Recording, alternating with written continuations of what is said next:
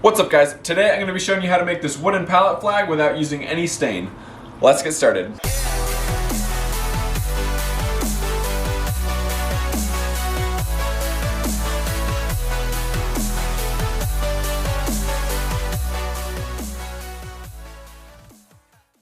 Alright, so to start out, I went ahead and got two different pallets pulled apart.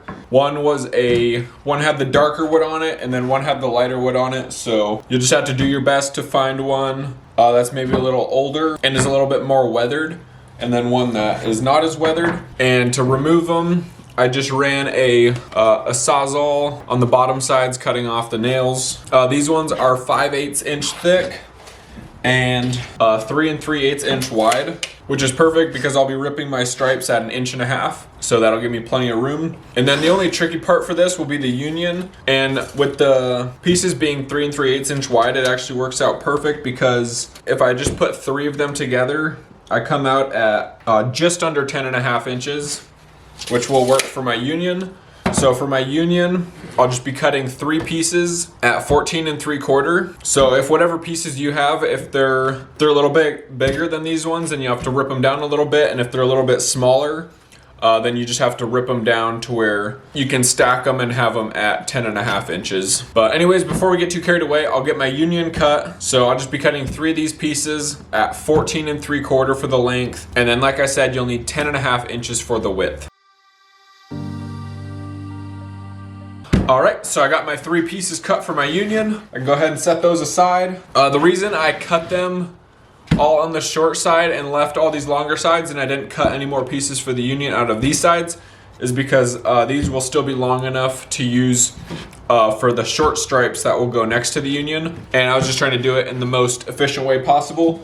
So next, I'll cut just 2 of these cutoffs at 22 1/4.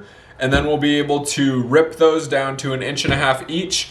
And then that will give me my 4 stripes that I will need for the top section. And then while we're at it, I'm gonna cut these 2 longer pieces that I have at 37 inches. And then we'll be able to rip down 3 pieces at 1.5 inches for the bottom. So I'll cut these 2 at 22 1/4 and these 2 at 37. All right, so we got our 22 1/4 pieces cut. We got our 37 inch pieces cut. And then for the white stripes, I'm actually gonna rip them first, just because we only need 3 that are at 37 inches and then 3 that are at 22 1/4. So I'm just gonna go ahead and take 3 boards, rip 1.5 inch strips out of them. So I'll have 6 strips, and then I'll cut them down to size.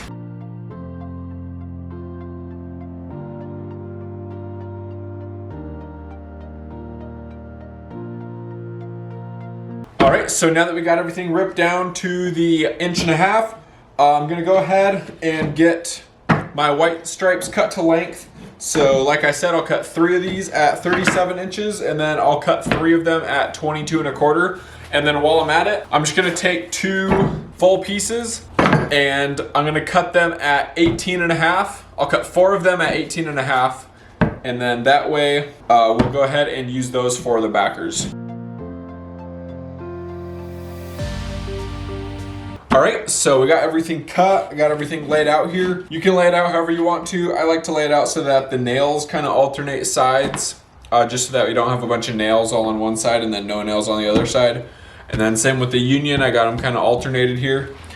And then what we're gonna do next is just get everything flipped over onto its face. So obviously you can put whatever side you want facing up, but I have the original sides facing up, just so that you don't see any of the cutting, and then that way you also see the nail heads. You don't see the cut pieces of nail. And then you just have to remember for this union section that you have to flip all these stripes over to this other side over here.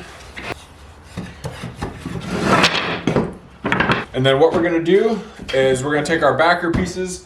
I'm gonna measure from each side, and from each side I'll measure 1.5 inches and 13.5, and then I'll mark at the top and the bottom, and then I'll put my backer pieces on the insides of those marks, and then that way you'll have one that lines up right where these 2 meet up. And then the way I'll put it together is I'll just mark all those out, I got some 24-inch bar clamps, and then I'll just start on the right side. I'll go ahead and clamp it, put some glue on the back, go ahead and line it up with the marks and nail it in. Usually I'll just do like 2 or 3 nails per board. For these bigger ones, I'll probably do 3, and then for the smaller ones, I'll probably do 2. And then once I got that first one clamped on, just move to the next one. Make sure all the stripes are pushed up tight to the union where they join up right here. And then on that one, you'll want to just nail on either side. And then the other 2 on this side are super easy. Just make sure it's clamped as tight as you can get it, and just go ahead and nail those. And then depending on the thickness of your board, since mine are 5/8, I just got some 1-inch nails. But if you have thinner or thicker, you just got to make sure that you are aware of that with whatever nails you use so that they'll be long enough. But I'm going to go ahead and just get this all nailed together.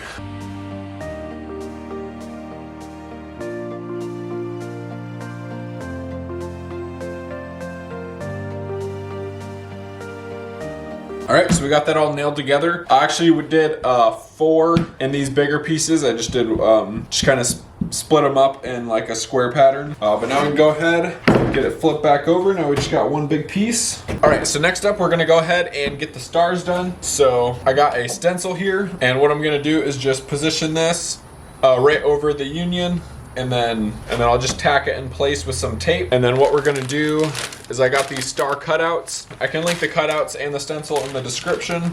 So what I'm gonna do is just take these cutouts. These are the 1-inch cutouts.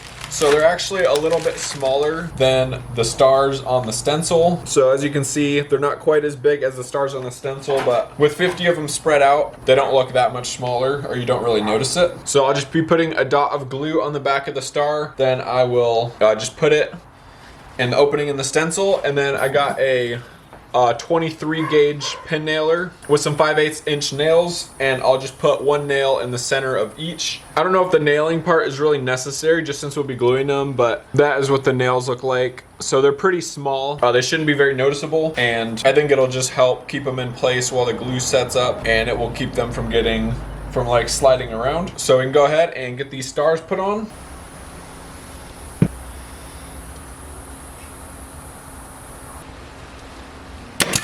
And then you really got to be careful with how much glue you put on. You almost want to put like hardly any at all, just because it's such a small area that you don't want it to push out the sides. But anyways, we'll go ahead and get the rest of these put on.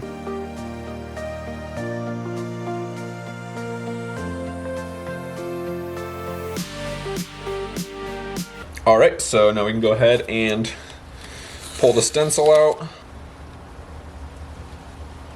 Try to go easy on those while they are still drying up. And that is how those turn out. They do look kind of cool with the 3D look to them. At least I personally think they look pretty cool. And then you can see the nail holes if I show you a little closer.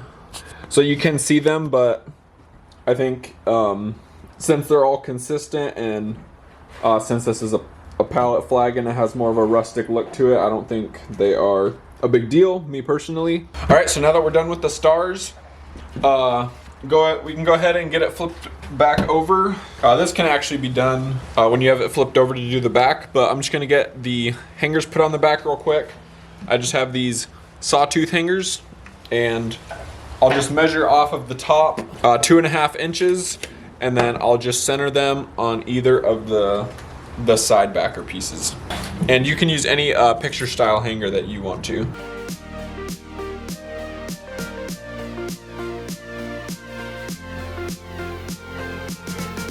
And then once you got those on, we can go ahead and get it flipped back over. And then the last thing that I'm gonna do is just go ahead and put a coat of this matte clear sealer on it. You can seal it with whatever you want, but that is just what I'll be using.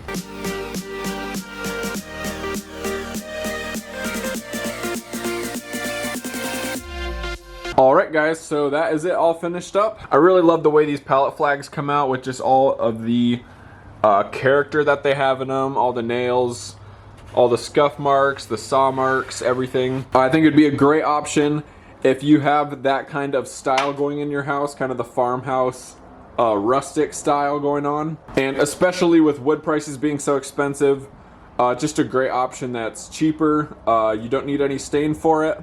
and just super easy to make. And I do have more pallet wood, so I'd love to hear any other pallet video recommendations. If you guys enjoyed the video, please like and subscribe. That'd help me out a lot. Thank you everybody so much for watching, and please have a great day.